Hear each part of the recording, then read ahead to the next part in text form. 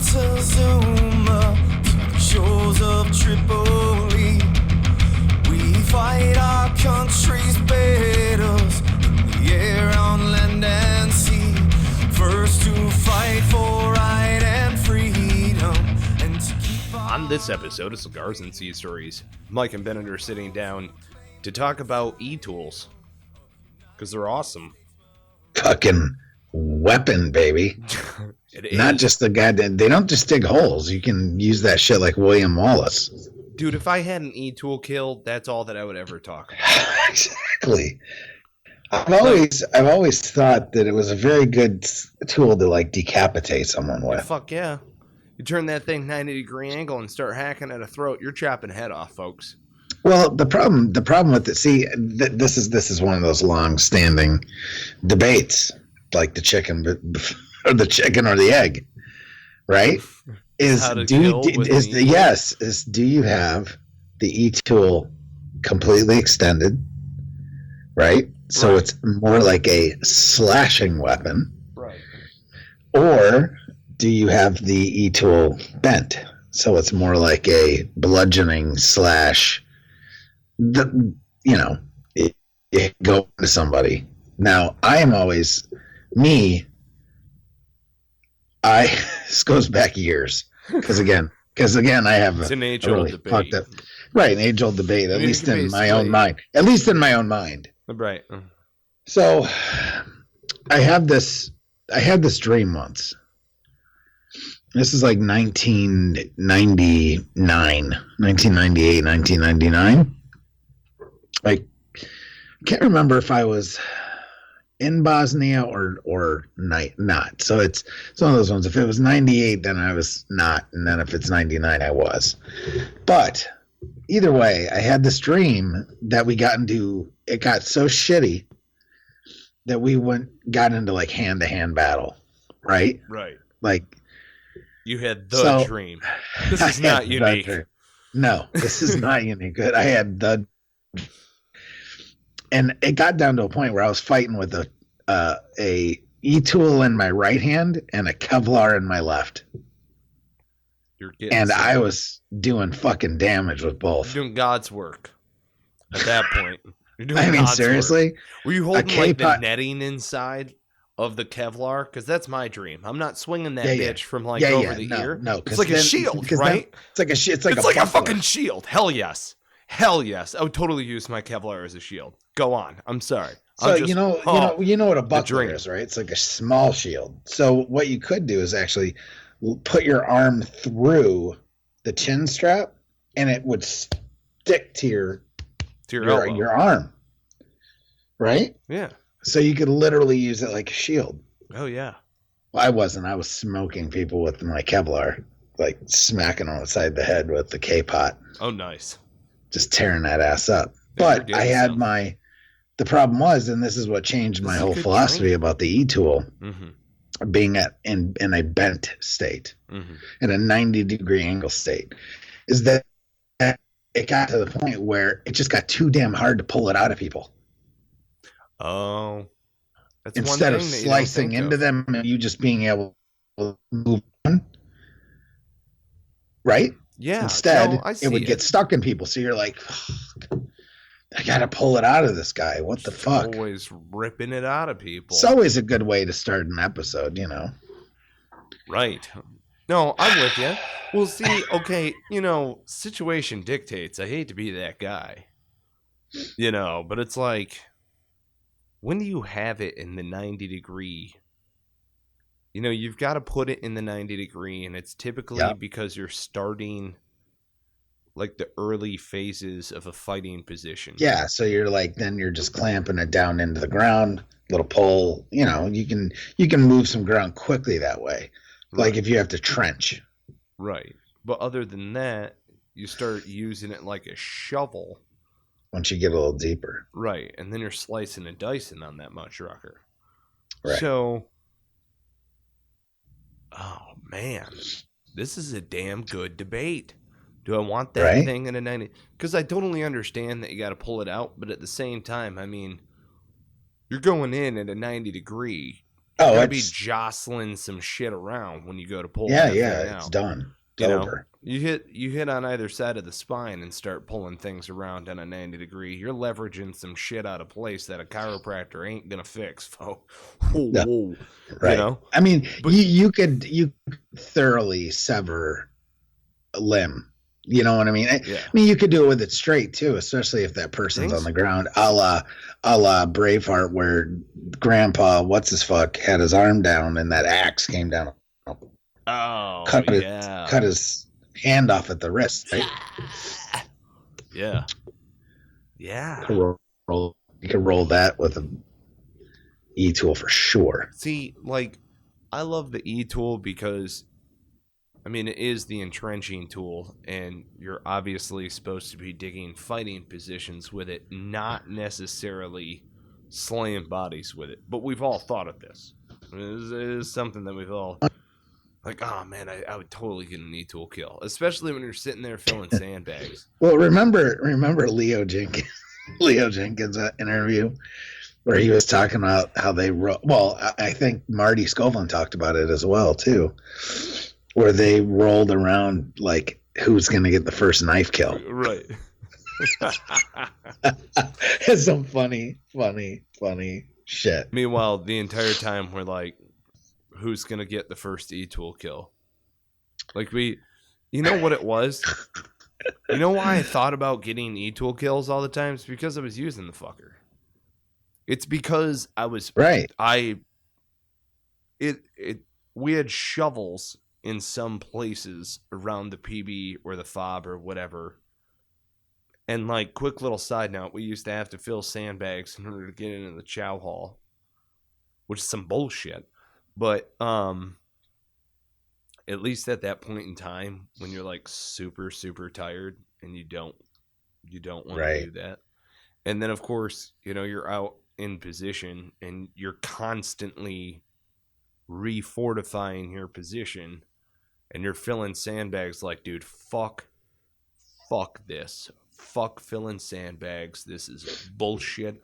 I can honestly say that I filled tens of thousands, if not probably hundreds of thousands of sandbags alone.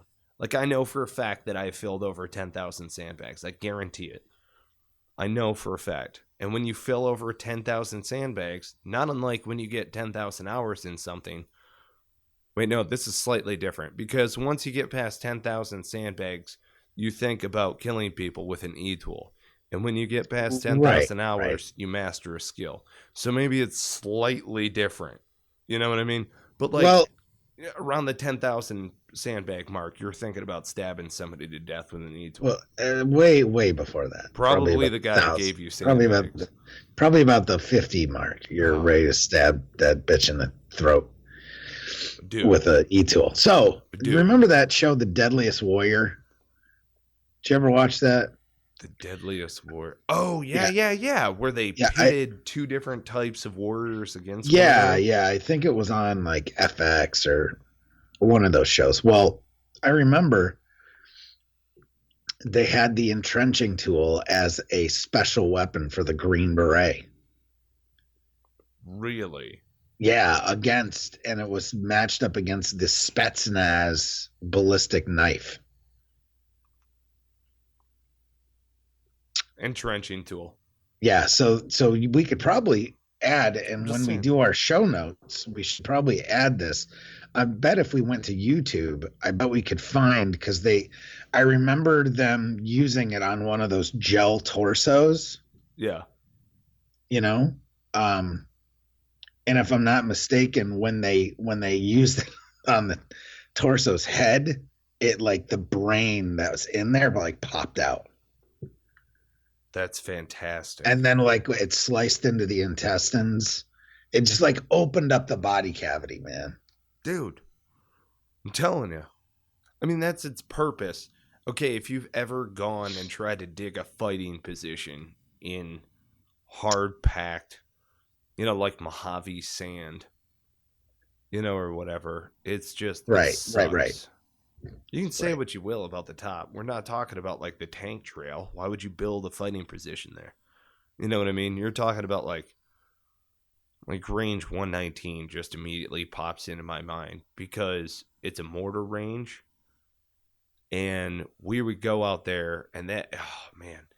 And it was one of those things where it was like the wind would pick up, you know, and when the wind picks up, it blows everything that's loose right off. And you look and it's basically like a Walmart fucking parking lot. And you're like, oh, good.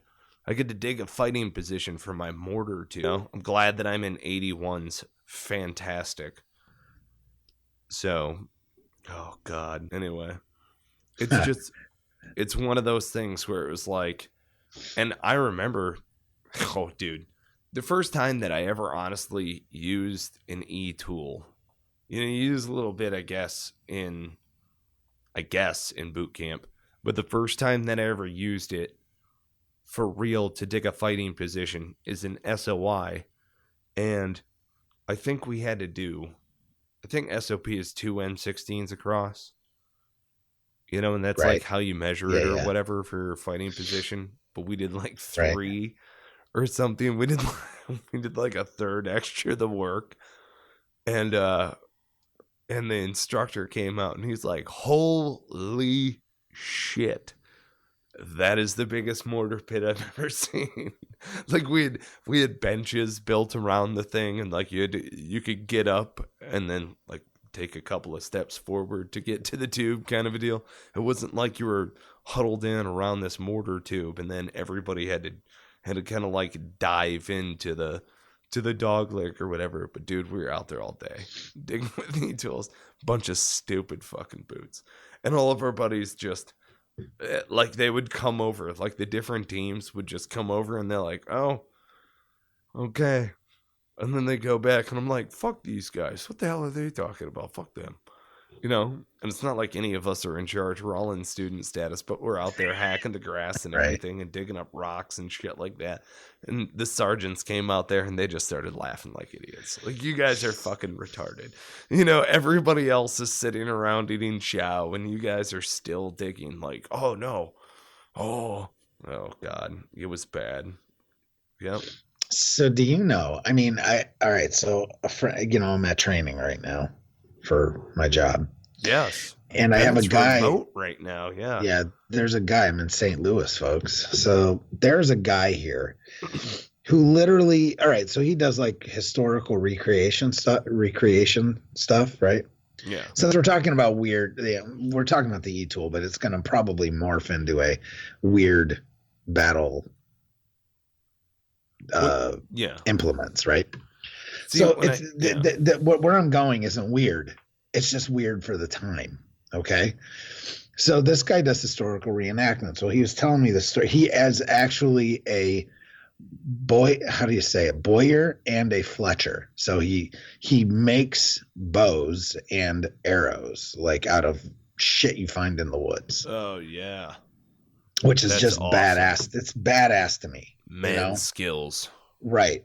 Serious man skills. Not even like, you know, I mean, it's like I've always thought like blacksmithing. Like that shit's badass. Oh, yeah. But that shit where you're making a bow and arrow, dude, that's fucking hardcore. All right. So he tells me the story about the last recorded combat kill with a fucking longbow.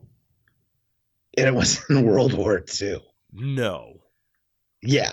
So this British, you know, a lot of the Brits are a little when it comes to, I mean, I've met plenty of British Royal Marines and those dudes were fucked. I mean, they're a different breed when it comes to some crazy shit. So like when they talk about like British Army and stuff like that, those guys are a little twisted sometimes, man. I mean, there's some hardcore dudes. Well, there's this guy, and he's got a hell of a name. His name is Lieutenant Colonel John Malcolm Thorpe Fleming Churchill. Hell yeah. AKA Mad Jack. That's what they called him. This fucking guy got a combat kill with a longbow in 1940. This fucking guy.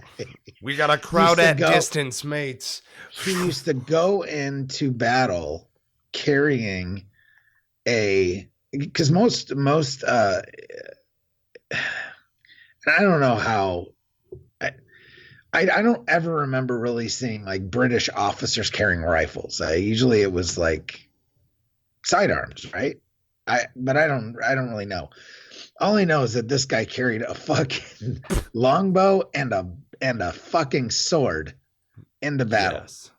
There's a story of him. Not only do we have the confirmed kill with a bow and arrow uh God, that's awesome. in France, right? But also there is a story of him. He captured 42 prisoners with a sword. Yes. And with that type of thing, he earned the Distinguished Service Order, which is pretty high. What? That's awesome. What kind of sword did he have? Did he have like a rapier or a broadsword? Yeah, I think it was like a long sword. Dude, that's awesome. So this guy, fucking literally, they named him Mad Jack. What would you do if that dude started shoving people out of the way and it's like, get out of my way, I'm the one man. Like, all right, whatever, man. We're running in there with a goddamn longsword. Well, I guess Mad Jack wasn't doing too much mout. Do you think Mad Jack was like running around doing mout? Like urban terrain combat CQB with a fucking longsword? I don't know. It's just crazy. Dude, I'm thinking about this guy trucking up stairs, tip first. Thinking about it too. Homeboy's running around Rambo. I mean, because I mean, if you really think about it, he's running around with a bow, like doing like some tactics out in the fucking out in the middle. That guy's like, forest, fuck your Etool. Fuck the like a boreal forest running around out in fucking Germany and France and shit. This homeboy, the one advantage is he's got silent firing. If you really think about it. Right, of course. You know what I mean? So he would, stealth warfare or, and then at the end of the day, they've got a story about him chucking a grenade, pulling his longsword and going over a fucking hill after a bunch of Germans. Oh my God. Oh my God. So. Oh my God, that's badass. So wow, you just gotta, I guess, folks. Mad Jack. Just open it up. Find a freaking article on this guy. He's a fucking nut. But from what I read, he has no relation to Winston Churchill. Yeah. From what I'm reading here, you know what else too? Is he does not have an Etool kill. No, of course he doesn't. Of course. Dude, that's the thing. Is there, I mean, type it in, find it. See if there is any confirmed kill with a fucking Etool. He was in his 89th year when he died. I mean, homeboy fought in France, fought in Norway. Crazy. And what's funny is the actual name of the operation was Operation Archery. That's awesome. Oh my God! A raid on the German garrison in Norway. As a ramp fell on the first landing craft, Churchill leapt forward from his position, playing March of the Cameron Men on his bagpipes before throwing a grenade and running battle in the bay, and then for his actions at Dunkirk and this place in Norway that I can't say, Churchill received the Military Cross and Bar. The motherfucker's playing bagpipes.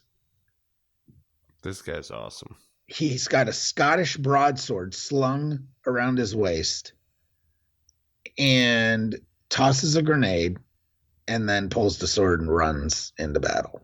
Yeah. Break glass in case of war. Like, that guy's doing work. Like, homeboy was born in the wrong. So 1940 in France, 1941 in Norway, 43 in Italy, 44 in Yugoslavia, and then he got captured in 1944. And then he was fighting in 45 in Burma. Yeah. and then went and after all that shit, he qualified as a parachutist, transferred to the Seaforth Highlanders, and then he was posted in Palestine as the executive officer of the 1st Battalion. Executive in the Highland badass. Jesus, dude. This guy just never... He didn't retire. Oh, my God. He didn't retire until 1959. Retired in 1959 and then still lived to be 1996. 89 years old, died. Holy fuck, dude. Bro. This guy's a boss. No other way to describe it. So, okay. He is a badass, but you need to Google e-tools real quick, because there are a couple of variations of new e-tools that involve like a pickaxe on the back end and a straight handle at the 90 degree. This is a game changer. I'm just saying, I did not get issued that. But if I had like the old World War II e-tool is what I want to, slay bodies with. I don't want to slay bodies with the new one. Right? Remember the old one had the pickaxe when you folded it down? Yeah, right. Yeah. Oh, man. Okay, so check this out. If you Google e-tools, you need to scroll down a little bit, but it's got 2 guys, Americans versus the goddamn Nazis. One of the guys has got his Kevlar getting ready to slay a Hun who's coming at him with a knife, and the other one, cockback e-tool, grabbing a hold of the long barrel, getting ready to do God's work. He's like, ah! You know what I mean? Oh, dude. Oh, hell yes. Oh, my God. These are vintage. Ah. Dude, World War II, somebody got a fucking e-tool kill. You know what? You can call me sick and twisted. I'm so goddamn jealous. Let's see. Jesus. Oh, man. Oh, shit. There are some game changers in here, man. Oh, shit. Listen, here's a Marine. His nickname is fucking Etool, and he's a Marine. His name, decorated combat veteran Ray Etool Smith, tells task and purpose, the real story behind the Etool kill legend. Oh. What? I think we need to track this down. Yeah, we're going to have that guy on the show. Smith, now 70 years old, boasts a 33-year military career that began with his enlistment in the Marine Corps in 1966 and ended with his retirement in 99, and is a Navy Cross recipient, has 2 silver stars, a Bronze Star with V, and 3 Purple Hearts for injuries sustained in combat. All around badass. Dude. Seriously? That guy's my hero. I never heard of this guy. This is badass. Hell yes. The Etool legend, I think, got started by some of my fellow instructors when I was teaching at the basic school after my time in Vietnam, and the lieutenant spread it around the Corps, and it never died, he said. Smith added that he believes the legend. Well, see, here's the point. Is it real or not? The wording in the citation, so this is from his Navy Cross citation and personal recollection. He was acting as an advisor to a group of 250 Vietnamese Marines on a remote outpost in Vietnam after intense and unrelenting combat, during which poor weather conditions prevented air support. Smith attempted to lead 28 Vietnamese troops back to friendly lines. As they reached the enemy's outer defense line, they came across a razor wire barrier infested with booby traps. They were discovered by an enemy soldier and who opened fire. Acting swiftly and without hesitation, Smith moved forward, pressing the barrel of his AR-15 into the man's belly and shot him at point-blank range, killing him. Then Smith used his own body to clear a path through the wire, laying on top of it so his men could walk over him and cross safely before following them out of the kill zone. This is the kernel of truth that eventually grew into a legend. The myth began to take after Smith returned stateside, blah, blah, blah, blah. Yeah. So I don't know. I mean, I don't really have time to read this whole thing on the air, but we got to have somebody on who has an e-tool kill. There's got to be somebody out there. There's got to be somebody. It's like, why would you want him to recount that story? And it's like, what are you talking about? What do you mean? You know, what? That's fantastic. It's like, oh, yeah, they were all around us and we were getting overran and all of this other shit. And then I cleave this guy's head in with an Etool. Like, okay. What are we talking about here? Could you imagine? Could you imagine World War One? Oh my God! No, so you had nothing but you. No, I'm saying you had nothing but trenches, right? Right. So I'm pretty sure that more than likely, you got all kinds of close quarters battle combat in World War One. That it came down to issued trenching shovels. Right. You know what I mean? So I'm just saying. Well, and it's like, it's hard to describe because you're like, damn, kind of, at least this is the way that I feel is it's like, okay, I was overseas doing the job, whatever, opportunities arise, just like when you're going on a hunting trip, you wind up hitting your bag limit, you don't, whatever it winds up being, right? Didn't happen to get an Etool kill. It's not like I'm stalking around every night trying to get Etool kills. You know what I'm saying? But like, oh man, if I had an Etool kill story, you better believe that's the one I'm leading with. Like, oh really? Yeah, that's a ballsy maneuver. You ever cut a man's head off with a goddamn Etool? Like, what? Like, yeah, still got his ear. You pull it out? No. Oh man, that's crazy. I'm just saying. Shit. You know what? Too is like. You feel like it's a useless hunk of metal that you're just humping around all the goddamn time till you actually pull it out and use it. You know, and of course you wind up taking a couple of E-tools and it winds up being like you put your poncho across it and it's kind of like the jack shack or the privacy area around the shitter. Right. Because, you know, you're out in the middle of the desert. You have nowhere else to go. It's like, Right. You know. So I guess it looks like also United Cutlery now makes a M48 Komodo shovel, they're calling it, which is it just looks like a weapon. It doesn't even look, it's like got bladed, it's all bladed on like one side. It looks like a fucking, some kind of mix between a battle axe and a Maori fucking, like shark tooth freaking laden axe that they carried back in the day. You know what I mean? Nice. That is bad ass. Yeah, I was poking around down here. See, folks, if you're seeing, you could always go ahead. I'm sorry. Well, if you're seeing new e-tools that are out there that we could add to the collection, by all means, post them in the comments section online. Just crazy. So well, I really like the other thing that I always have like the envisioning of is like, you've got the guy who pulls out the Marine who pulls out the E-tool and then pulls out his K-bar like fucking, you know, he's got one in each hand and he's getting ready to get on it like Last of the Mohican style, like Magua. You know what I mean? Magua.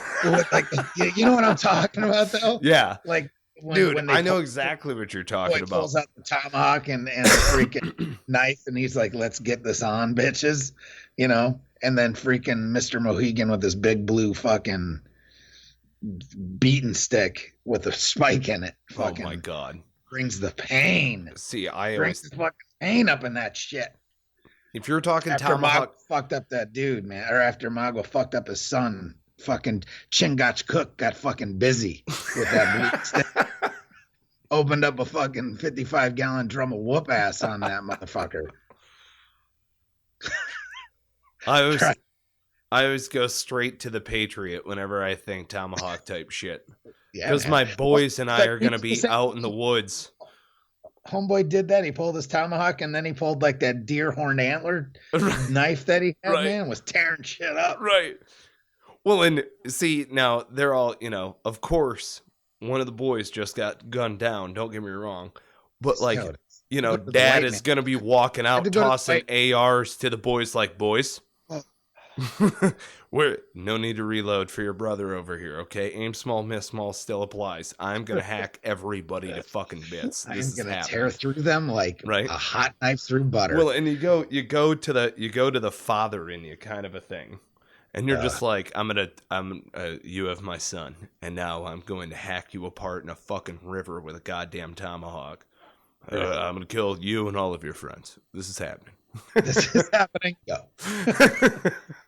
This is happening. You can fuck off now. This is happening today. Okay, you ain't taking my boy. That ain't happening. I like the Patriot, right? But something about freaking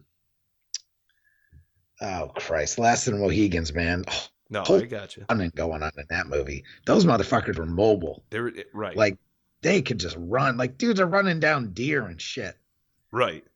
And they took the time to sculpt people. I mean, how do they figure it out in the schedule? Oh, let me use silk. Here, make sure you grab the silk wadding, or grab the silk and rip it off your dress. So the wadding, I'll get an extra 50 yards out of that. Right.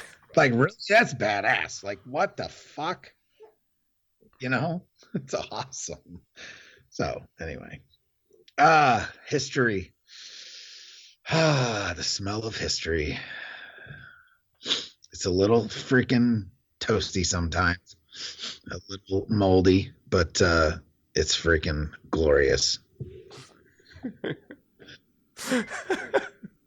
The sweet smell of history is a little moldy sometimes. Sometimes it's got a little mildew on it. Are you sniffing your scalps again? From all your Etool kills?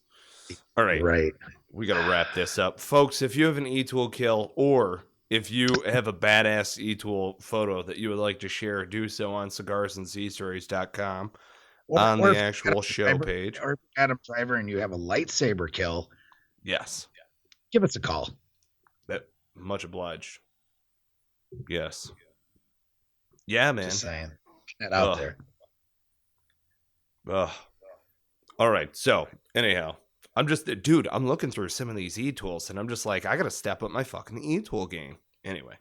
All right. Thank you so much for listening to another episode of Cigars and Sea Stories. Thank you to our sponsors, Heroes Media Group, Spartan Media. Do you guys hear my little one? Little babies. Aw. She just woke up. Well, hurry up. Wrap it up. Wrap it up, baby. Heroes Media Group, Spartan Media. Thank you so much to veteranslist.us and Life Flip Media for hooking it up as service for all the social out there. Thank you, folks. Much appreciated. And continue to listen, share, subscribe, rate, and review the show. You can find us on iTunes, Stitcher, Player FM, anywhere. Keeping it real, folks. That's all I know. And on that note, we cue the music. I will flag on front to every breeze, from dawn to setting.